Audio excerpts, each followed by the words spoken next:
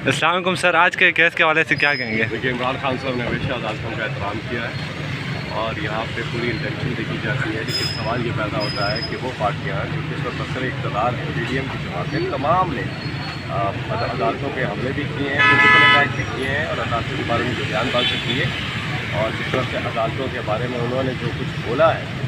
اور ایک طرف وہ ہیں اور دوسری عمران خان ہے جن میں عدلیہ بحالی موومنٹ ہوئی، ایک کیمپین بھی لیڈ کی تھی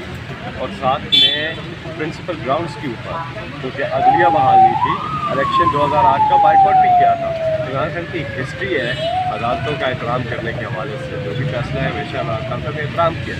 تو اس لیے آج یہی ہوگا کہ ظاہر ہے امید پوری ہے کیونکہ عمران خان صاحب جو ہیں ان کا موقف بہت کلیئر ہے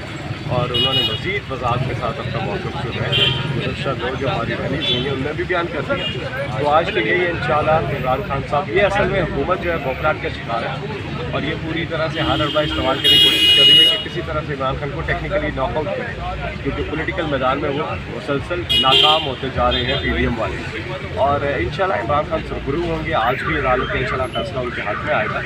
اور آئندہ بھی آپ دیکھیں گے، کیونکہ عمران خان صاحب کا جینا مرنا اس ملک میں قوم پاکستانی قوم کے ساتھ کھڑے ہیں۔